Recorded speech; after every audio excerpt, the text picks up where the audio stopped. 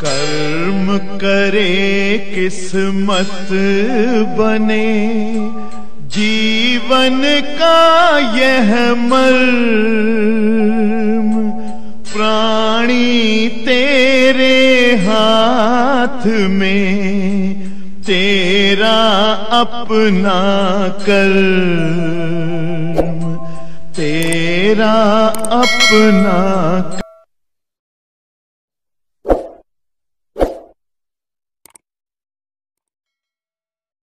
प्यारे बच्चों, हम लोग एक चैप्टर पढ़ रहे थे उनैसा जी के कहने पर। चैप्टर का नाम उनैसा ने रख दिया है उष्मा स्थानांतरण, है ना, हीट ट्रांसमिशन प्रिंसिपल। कल समझाए थे बच्चों उष्मा स्थानांतरण या हीट ट्रांसमिशन क्या होता है। आप लोग याद करो वो भयानक कोहरा वाली कल वाली सुबह जब हम जो है आप सबको बताए थे हीट ट्रांसमिशन या उष्मा स्थानांतरण। क्या समझाए तो ऐसा बेटा, उष्मा का किसी एक ही वस्तु में तप्त सिरे से ठंडे सिरे की ओर या गर्म वस्तु से ठंडी वस्तु की ओर प्रवाहित होते रहना, बहते रहना उष्मीय संचरण या उष्मीय स्थानांतरण कहलाता है। और एक बात याद करो कि उष्मा स्थानांतरण या उष्मा संचरण या उष्मा प्रवाह की कुल कई विधियां समझाए हैं शिवांशु? 3, चालन विधि, संवहन विधि और विकिरण विधि। इन विधियों के बारे में डोला जी चर्चा किए थे कि चाहे चालन विधि हो चाहे संवहन विधि, दोनों विधियों में उष्मा संचरण हेतु माध्यम की आवश्यकता होती है। विकिरण विधि में उष्मा संचरण के लिए कोई माध्यम की आवश्यकता नहीं होती। चालन विधि से उष्मा संचरण केवल और केवल ठोस पदार्थों माने धातु वगैरह में होता है। संवहन विधि से उष्मा का संचरण द्रव और गैसों में होता है, जबकि विकिरण विधि से उष्मा का संचरण समस्त प्रकार की वस्तुओं में जो कि बहुत उच्च ताप पर हो उनमें होता है। ठीक है, अब कल हम चालन विधि समझाए थे, जो है याद हो अगर जो है प्रिंस जी समझाए थे चालन विधि क्षण वाला उदाहरण लेके कि जब कोई वस्तु उच्च ताप के संपर्क में रखी जाती है तो क्षण का जो अणु उच्च ताप के संपर्क में आता है उष्मा पाता है और अपना ताप बढ़ाता है। कुछ उष्मा इसके पार्श्विक किनारों से वातावरण में क्या हो जाती है, उत्सर्जित हो जाती है। शेष उष्मा पड़ोसी अणु को स्थानांतरित हो जाती है। याद आई भयानक बात शिवांश बेटा? और इस प्रकार पड़ोसी अणु उष्मा पाता है तो अपना ताप बढ़ाता है। कुछ उष्मा पार्श्विक किनारों से वातावरण में उत्सर्जित हो जाती है और शेष उष्मा पड़ोसी अणु को स्थानांतरित होती है। और इस प्रकार उष्मा क्षण के एक अणु से दूसरे अणु से होते हुए अंतिम सिरे तक पहुंचती है। लेकिन उष्मा संचरण की इस विधि में उष्मा का अधिकांश भाग मार्ग के अणुओं के ताप बढ़ाने के रूप में व्यय हो जाता है या नष्ट हो जाता है। हम इस सिरे पर जितनी उष्मा देते हैं दूसरे सिरे पर उतनी उष्मा नहीं पहुंचती। यही तो समझाए थे कि क्षण के एक सिरे पर जितनी उष्मा देते हैं दूसरे सिरे पर उतनी उष्मा नहीं पहुंचती। ये हम आपको एक्सप्लेन किए थे या समझाए थे, याद आई बात बेटा? तो क्षण के एक सिरे पर जितनी उष्मा दी जाती है उतनी उष्मा क्षण के दूसरे सिरे पर नहीं पहुंचती। मार्ग के अणुओं का ताप बढ़ाने में उष्मा जो है व्यय हो जाती है, नष्ट हो जाती है। यहां हम आपको 3 कंडीशन बताए थे। एक बताए थे परिवर्ती अवस्था। क्या होता है कि चित्र बना दिखाए थे कि जब जो है किसी क्षण के प्रत्येक अणु का ताप भिन्न भिन्न होता है तो क्षण की यह अवस्था क्या कहलाती? परिवर्ती अवस्था। और अगर कोई क्षण परिवर्ती अवस्था में हो तो क्षण के एक सिरे पर जब उष्मा दी जाती है तो मार्ग के अणुओं के ताप को मेंटेन करने में उष्मा खर्च होती रहती है। अंतिम सिरे तक उष्मा जो है पूर्ण रूप से नहीं पहुंचती, कम पहुंचती है। ठीक है ना? लेकिन अगर किसी क्षण को काफी देर तक गर्म करते रहो, उष्मा देते रहो, तो कुछ समय पश्चात क्षण के सभी अणु क्या हो जाएंगे? एक जैसे ताप पर हो जाएंगे। और जब जो है क्षण के सभी अणु एक समान ताप पर हो जाएंगे तो क्षण की यह अवस्था स्थायी अवस्था कहलाती है। कौन सी अवस्था कहलाती है? और याद करो भयानक बात कि जब जो है कोई क्षण स्थायी अवस्था में हो, क्षण के प्रत्येक अणु का ताप बराबर हो, तो क्षण को अगर उष्मा दोगे तो मार्ग के अणुओं के ताप बढ़ाने में उष्मा नहीं व्यय होगी, सीधे सीधे पूरी की पूरी उधर प्राप्त होगी, माने उष्मा का क्षय कम होगा।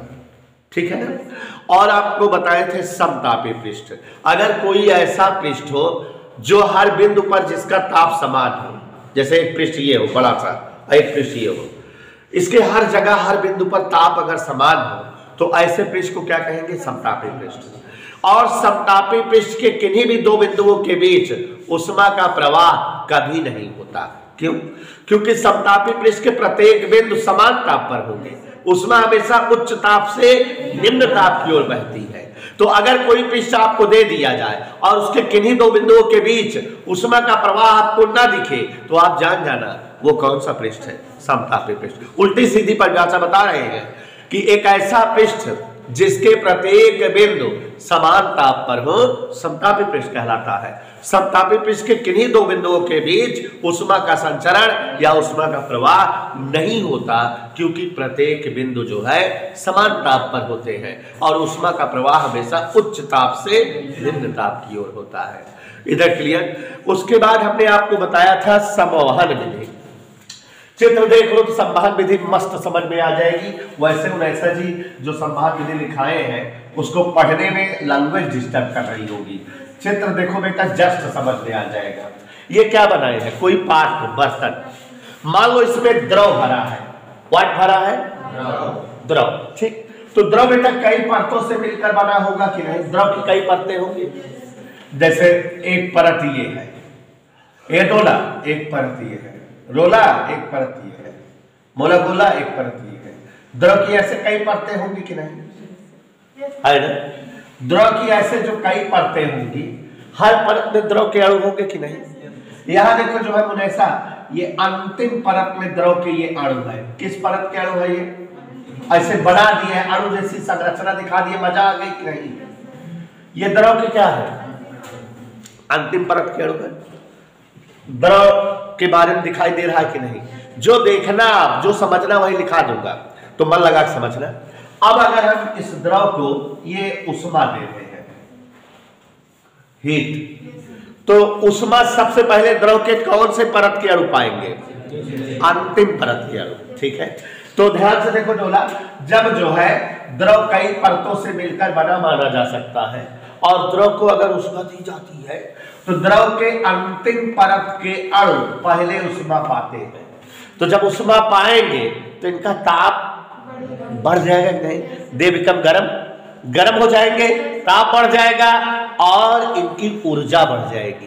तो ये तेज तेज गति करने लगेंगे और जब ये तेज तेज गति करने लगेंगे तो ऐसा जी अपना स्थान छोड़ करके ऊपर की ओर भाग जाएंगे, क्योंकि द्रव के और जितने भी अणु हैं सबका वेग इतना नहीं है जितना इनका हो गया, क्योंकि ये बाहर से ऊर्जा उष्मा पा गए तो इनका वेग ज्यादा हो गया, तो भाग के एकदम ऊपर पहुंच जाएंगे कि नहीं? यहां पहुंच गए कि नहीं? तो जो उच्च ताप वाला द्रव है ऊपर पहुंच गया कि नहीं? एक बार फिर से समझो, द्रव कई परतों से मिलकर बना माना जा सकता है। जो द्रव को उष्मा दी जाती है तो द्रव के अंतिम परत के अणु उष्मा पाते हैं, इनका ताप बढ़ता है, इनकी ऊर्जा बढ़ती है और ये अणु अपना स्थान छोड़कर ऊपर की ओर गति कर जाते हैं। इधर के लिए, और ये जो खाली स्थान बन गया है, इस स्थान पर द्रव की निचली दूसरी परत के अणु, ये वाले अणु गिर करके यहां आ जाएंगे खट से। द्रव की निचली परत के दूसरे अणु ऊपर से नीचे आ जाएंगे और इनको भी उष्मा मिलेगी, इनका भी ताप बढ़ेगा, ऊर्जा बढ़ेगी और ये भी अपना स्थान छोड़ करके ऊपर भाग जाएंगे। और इस तरह से द्रव के एक एक परत के अणु नीचे गिरते रहेंगे, उष्मा पाते रहेंगे, ताप बढ़ता रहेगा, ऊपर जाते रहेंगे। ठीक, और कुछ देर बाद हर परत के अणु जो है क्या हो जाएंगे? माने पूरा का पूरा द्रव बिकम गर्म। क्या? पूरा का पूरा द्रव, बोल, पूरा का पूरा द्रव बिकम गर्म। तो ये द्रव में उष्मा संचरण की जो विधि है, इसी विधि को संवहन विधि कहते हैं। और आपको बताए थे कि पारा धातु भले है लेकिन उसमें उष्मा संचरण संवहन विधि से होता है, कंप्लीशन का क्वेश्चन बताए थे। तो अब अगर जो है मुनेसा जी उष्मा संचरण की संवहन विधि को एक्सप्लेन करना हो बेटा तो कैसे एक्सप्लेन करोगे, कैसे एक्सप्लेन करेंगे? जब जो है ध्यान दीजिएगा किसी द्रव को उष्मा दी जाती है तो द्रव के अंतिम परत के अणु उष्मा पाते हैं, इनका ताप बढ़ता है, ऊर्जा बढ़ती है और ये अपना स्थान छोड़कर ऊपर की ओर गति कर जाते हैं। और इन अणुओं के स्थान पर द्रव के निचली दूसरी परत के अणु आ जाते हैं, ताप बढ़ता है, उष्मा बढ़ती है, ऊर्जा बढ़ती है, वो भी ऊपर चले जाते हैं। और इस प्रकार संपूर्ण द्रव में यही प्रक्रिया होती रहती है जब तक कि संपूर्ण का संपूर्ण द्रव गर्म हो जाए। समझ में आया? तो बच्चों ये कौन सी विधि थी? संवहन विधि। मजा आ गई ना चित्र देखकर? तो ऐसे ही चित्र देख करके कल हमने बता दिया था चालन वाले में। तो गौर फरमाइएगा उष्मा संचरण की तीसरी विधि जिसका नाम विकिरण है। विकिरण विधि से उष्मा संचरण के दौरान किसी माध्यम की आवश्यकता नहीं होती। सूर्य से पृथ्वी तक उष्मा का संचरण जिस विधि से होता है वही विधि विकिरण विधि है। कोनो तार थोड़ा लगा सूरज चाचा पृथ्वी ताई कि वही से उष्मा चली आवत बा बिना कोनो माध्यम के आवत ना।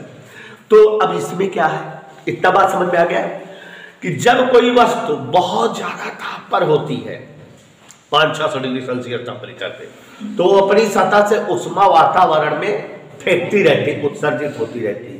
और वातावरण में जो भी माध्यम वगैरह होते हैं वो उस उष्मा को पाते हैं तो गर्म हो जाते हैं।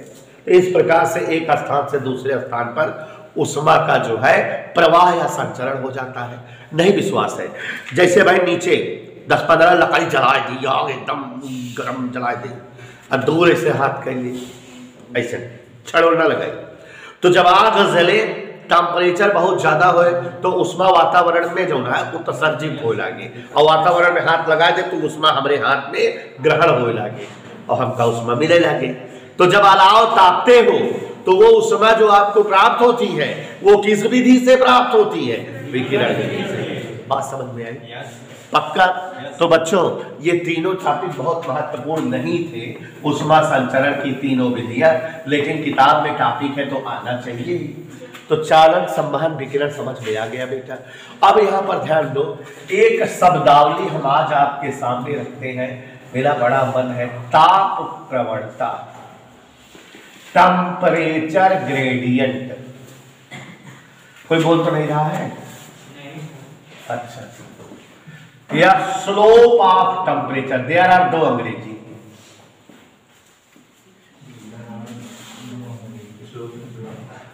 स्लोप मैंने प्रवणता, ढाल, मैं बहुत बढ़ रहा। अच्छा, एक बात बताना चाहेंगे कि जब हम कभी किसी जमाने में आपको 11th में सेकंड पेपर पढ़ा रहे थे श्यानता गुणांक वाला, तो वहां भी एक प्रवणता आई थी। तो जब वहां भी एक प्रवणता आई थी तो हम लोगों ने लड़ाई लड़ा था कि प्रवणता शब्द जहां कहीं रहे इसका मतलब होता है बटा दूरी, बताया था। और परिभाषा बनाने के लिए डॉट डॉट परिवर्तन की दर, दूरी के साथ डॉट डॉट परिवर्तन की दर प्रवणता कहलाती। जैसे कहा जाए डोला समय प्रवणता, तो दूरी के साथ समय परिवर्तन की दर समय प्रवणता कहलाती है। वेग प्रवणता कहा जाए तो हिमांशु दूरी के साथ वेग परिवर्तन की दर वेग प्रवणता कहलाती है। और अगर विभव प्रवणता कहा जाए तो दूरी के साथ विभव परिवर्तन की दर विभव प्रवणता कहलाती है। समझ में आया? तो वैसे तो दूरी के साथ ताप परिवर्तन की दर ताप प्रवणता कहलाती है।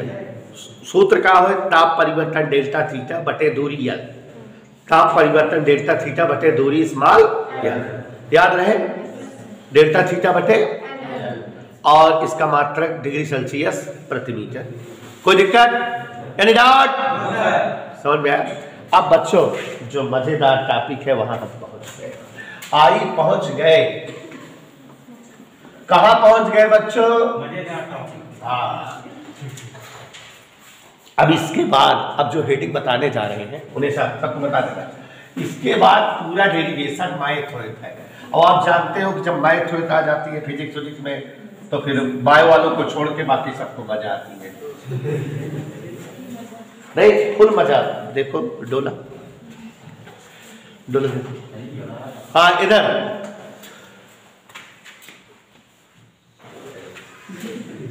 उष्मा चलकता गुणांक। हाँ बेटा, हाँ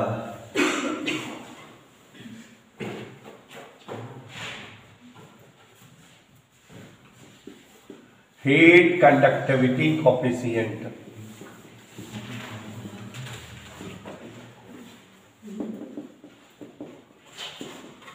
नहीं मालूम? चलो इधर, चलो तारा जाए, चलो।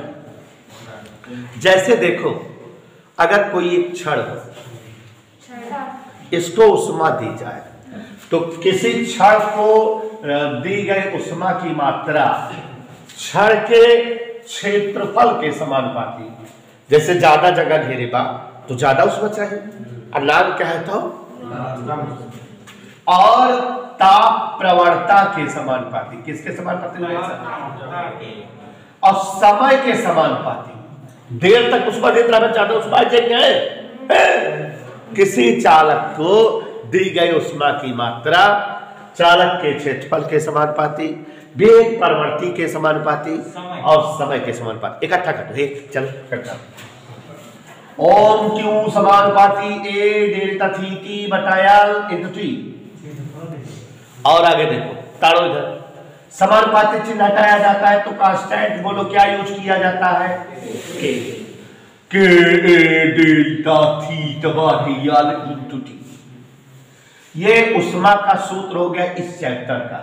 जैसे उस चैप्टर में Q बराबर ml और Q बराबर mc डेल्टा टी पढ़े थे, इसमें क्या पढ़ रहे हो? Q बराबर Ka डेल्टा थीटा बटा L इंटू टी।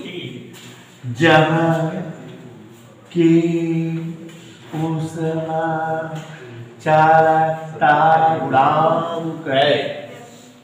के कमा निकालो, चलो चलो चलो चलो चलो। क्यों अपान ए डेल्टा थीटा बटे L इंटू टी। परिभाषा बनाओ, यदि ए बराबर 1, L बराबर 1, डेल्टा थीटा बराबर 1 डिग्री सेल्सियस, टी बराबर 1 सेकेंड, देन क्या इक्वल क्यों। चलो परिभाषा जोते चलो पढ़े। चलो आज हम भी देखो, एकांक लंबाई, ये बोले एकांक लंबाई और एकांक क्षेत्रफल वाली चालक क्षण के सिरों के मध्य एकांक तापांतर होने पर एकांक समय में प्रवाहित उष्मा की मात्रा उष्मा चालकता गुणांक कहलाती है। चलो फिर से, किसी एकांक लंबाई और एकांक क्षेत्रफल वाली चालक क्षण के सिरों के मध्य एकांक तापांतर रहने पर एकांक समय में प्रवाहित उष्मा की मात्रा मरिचपन है ना, मात्र ओम मात्रकाय नमः।